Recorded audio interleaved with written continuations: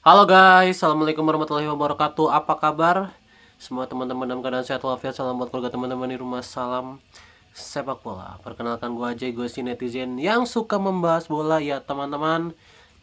Babak 16 besar Piala Dunia sudah berakhir, di mana banyak sekali hal yang cukup mengharukan ya di babak 16 besar ini, di mana Neymar, Ronaldo dan eh, Neymar, Ronaldo dan tiga tim tuan rumah itu gugur ya di babak 16 besar, dan bisa dibilang Neymar dan Ronaldo ini adalah Piala Dunia terakhir. Artinya pertandingan mereka itu adalah pertandingan terakhir mereka di Piala Dunia ya.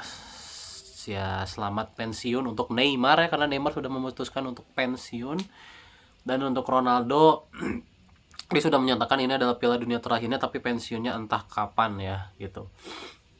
Kemudian tiga tim tuan rumah semuanya tumbang di waktu yang bersamaan ya di babak 16 besar ini, di mana semuanya kalah telak ya, bisa dibilang. Kanada kalah telak dari Maroko, kemudian Amerika juga kalah telak dari Belgia, kemudian Meksiko juga kalah telak ya dari Inggris ya.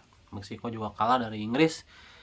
Tiga-tiganya gugur dan menyisakan 8 tim terbaik ya, bisa dibilang 8 tim yang sebenarnya beberapa tim tidak terduga ya masuk 8 besar. Oke, langsung aja kita coba breakdown babak 16 besar, di mana Perancis ya.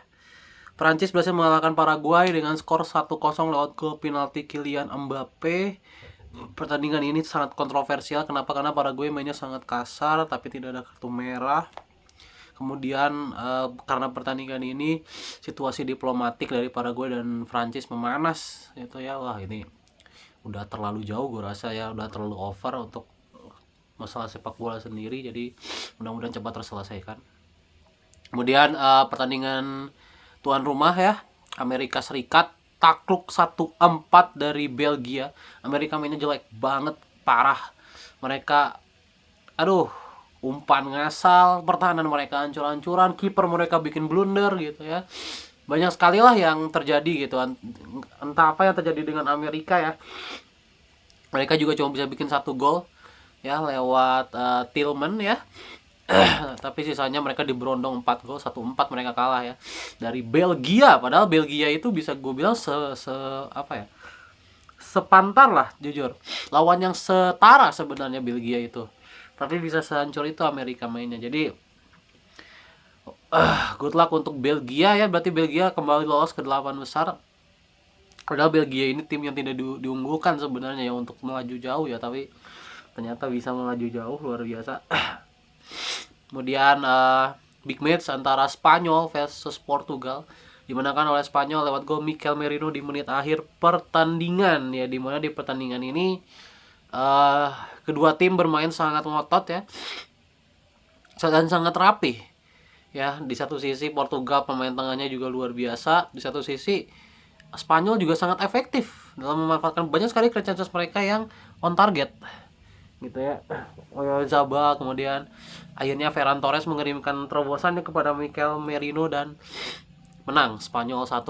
Dan ini membuat Ronaldo gagal meraih trofi Piala Dunia terakhirnya gitu ya, dimana sebenarnya Portugal ini yang paling diunggulkan di Piala Dunia kali ini ya, karena skuad mereka tuh mentereng. Tapi ya semua sekali lagi tergantung tim. Jadi bukan hanya kualitas pemain, tapi kerjasama juga menjadi hal yang terpenting gitu ya. Jadi Portugal kalah.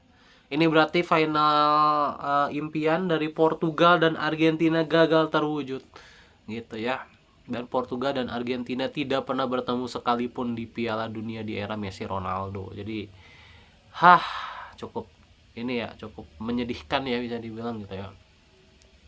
Kemudian Swiss dan Kolombia menang. Swiss adu penalti gitu ya, luar biasa. Swiss sebenarnya memang Swiss layak menang bisa dibilang, karena mereka juga bermainnya sangat bagus ya di pertandingan itu meskipun tidak mencetak gol. Swiss mainnya bagus. Kemudian Inggris menang 3-2 atas Meksiko gitu ya. Menang 3-2 atas Meksiko lewat 2 gol Jude Bellingham dan 1 gol Harry Kane ya. Inggris meskipun menang jujur mainnya jelek. Ya, mainnya jelek. Mereka seperti tidak punya pattern yang pasti ya. Mainnya tuh terlalu pragmatis kalau menurut gue. Untung aja Bellinghamnya tuh klinis gitu. Kalau Bellinghamnya nggak klinis, gue rasa ya kelar-kelar juga ini Inggris gitu ya. Kemudian Norwegia berhasil menyingkirkan Brazil yang membuat Neymar pensiun uh, dari timnas Brazil ya lewat 2 gol Erling Haaland. Dan Brazil membalas lewat penalti Neymar. 2-1 Norwegia menang dan akan menantang timnas Inggris gitu ya, luar biasa. Dan pastinya yang paling luar biasa adalah Argentina berhasil comeback melawan Mesir dengan skor 3-2 lewat gol dari Romero, Messi dan Enzo Fernandez ya. Luar biasa ya. Sementara gol dari siapa? Gol dari Mesir ciptakan oleh bek tengahnya itu siapa, gue lupa namanya, sama Zico ya.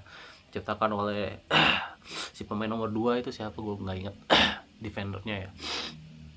Ya. Jujur di pertandingan Argentina lawan Mesir, gue harus akui memang wasitnya katro. Ya, karena beberapa keputusan tidak konsisten. Ada yang pelanggaran, ada yang tidak, padahal mungkin intensitasnya sama, kejadiannya sama, tapi baik lagi itu kembali keputusan wasit, dan wasitnya itu kebetulan adalah wasit yang memimpin Indonesia lawan apa kemarin tuh yang playoff Piala Guinea ya. Indonesia lawan Guinea yang Indonesia pun waktu itu dikadalin bisa dibilang. Jadi memang ini wasit katro tapi masih dipakai sama FIFA, gue juga bingung ya. Oke, jadi 8 besar sudah settle. Prancis lawan Maroko. Oh ya, Maroko menang 3-0 ya. Maroko menang 3-0 atas Kanada ya. Maroko menang 3-0 atas Kanada lewat 2 gol dari Ohiri dan satu golnya siapa ya? Gue nggak ingat. Ya, Saibari tapi cedera ya. Tidak bisa melanjutkan di World Cup. Maroko akan ketemu Prancis, kemudian Spanyol akan ketemu Belgia harusnya ya. Spanyol ketemu Belgia, kemudian Inggris ketemu Norwegia, Argentina ketemu Swiss. Ya. Argentina ketemu Swiss, ini harusnya mudah untuk Argentina. Juga Prancis harusnya sangat bisa mengalahkan Maroko meskipun tidak ada Michael Olise ya. Olise terkena ban kartu kuning ya. Kemudian ya kalau di bawah Spanyol gue rasa bisa menyingkirkan Belgia, dan Norwegia lawan Inggris gue menjagokan Norwegia karena Norwegia lebih balance kalau menurut gue dibanding Inggris. Inggris ini terlalu katro mainnya. Mereka tuh beruntung. Inggris itu termasuk beruntung karena lini depannya tuh klinis banget. Ya untung gitu. Kalau lini depan mereka nggak klinis ya, kelar itu gue rasa Inggris. Kane-nya klinis, Bellingham klinis gitu. Jadi ketolong sama insting gol dari pemainnya. Padahal mainnya tuh enggak banget Inggris, benar-benar enggak banget. Oke, itu aja ya guys tentang 8 besar 16 besar dari Piala Dunia, dan nanti malam akan sudah dimulai lagi 8 besar Prancis melawan Maroko. Kita lihat ya. Prancis tanpa Olise apakah bisa? Harusnya bisa ya, kan penggantinya juga edan gitu ya, Mbappe, Barcola, ada Due, Dembele gitu ya. Dembele paling jadi di kanan. Dembele kanan, Mbappe tengah, terus paling Barcola gitu ya, karena Due nggak bisa main di tengah gitu ya. Paling ya di tengahnya ganti Cherki mungkin jadinya ya. Cherki mungkin, dan tetap pakai 2 pivot. Oke, selamat bertanding untuk 8 besar Piala Dunia.